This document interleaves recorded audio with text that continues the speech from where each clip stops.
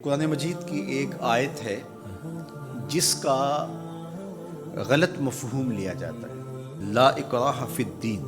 تو اس کا جو مفہوم لیا جاتا ہے عمومی طور پہ وہ یہ ہے کہ دین میں کوئی جبر نہیں ہے، اور جبر سے مراد مذہب بیزار طبقہ یہ لیتا ہے کہ کسی قسم کا کوئی قانون اور کوئی ضابطہ جو مذہب عائد کرتا ہے وہ نہیں ہے۔ تو یہ مولویوں کی پیدا کردہ سختی ہے اور انہوں نے دین کو مشکل بنا دیا ہے، اور حدود و تعزیرات، قوانین، ضوابط، چور کا ہاتھ کاٹو، زانی کو سنگسار کرو، کوڑے مارو حد قذف میں، اور مختلف اوقات کے اندر مختلف عبادتوں کا لزوم۔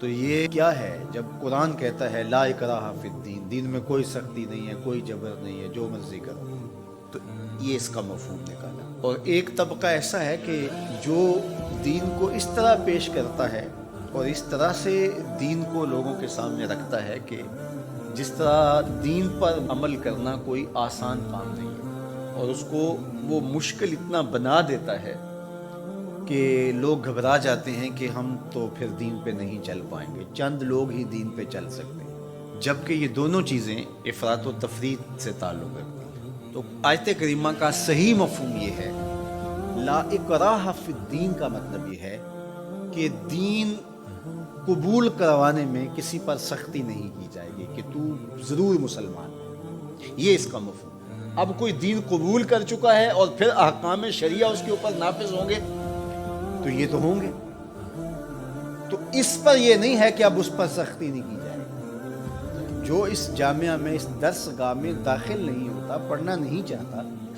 تو ہم اس کو دھکے سے گھر سے اٹھا کر کے یہاں داخلہ نہیں دے سکتے۔ جس کی مرضی ہو آئے اور جس کی مرضی ہو نہ آئے، لیکن جو شخص یہاں آ کے داخل ہو گیا، پھر یہاں جو ہم نے ضوابط اور قوانین بنائے ہیں ان کا وہ پابند ہوگا، اس لیے کہ وہ اپنی مرضی سے آیا ہے اور اس نے یہاں آ کر کے داخلہ لیا۔ تو اب وہ کہے کہ میں نہیں مانتا، تو وہ باغی کہلائے گا۔ تو اسلام کے اندر کسی کو سختی سے داخل نہیں کیا جائے گا، ترغیب دی جائے گی۔ اور قرآن مجید کی اس آیت کریمہ کو اگر پورا پڑھیں تو سارا مفہوم واضح ہے، لا اکراہ فی الدین، دین لانے کے حوالے سے کوئی زبردستی نہیں ہے۔ قد تبین الرشد من الغی، ہدایت کا راستہ گمراہی سے ممتاز ہو کے واضح ہو چکا ہے۔ اب جس کا جی چاہے وہ ایمان لائے اور جس کا جی چاہے وہ کفر کرے، یہ اس کی مرضی ہے۔ اگر اللہ چاہتا تو کسی کے دل میں کفر پیدا ہی نہ ہوتا، سب مسلمان ہوتے، لیکن اللہ تعالیٰ جل شانہ کی حکمت یہ نہیں ہے۔ انا ہدیناہ السبیل اما شاکرا و اما کفورا، ہم نے حق کے راستے واضح کر دیے۔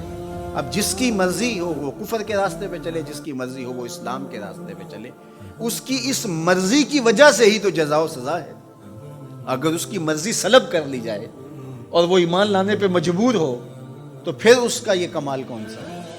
تو کمال تو یہی ہے کہ دونوں راستے ہیں اور دونوں راستے اسے دکھائی دے رہے ہیں، اور وہ اپنے اختیار سے خیر کا راستہ اختیار کرتا ہے تو جزا ملے گی، اور اپنے اختیار سے برائی کی راہ پہ چلتا ہے تو اس کو جو ہے وہ سزا ملے گی۔ لیکن اگر اس کا اختیار ہی نہیں ہے برائی کے راستے پہ چلنے کا تو پھر اس کو سزا کیوں دی جائے؟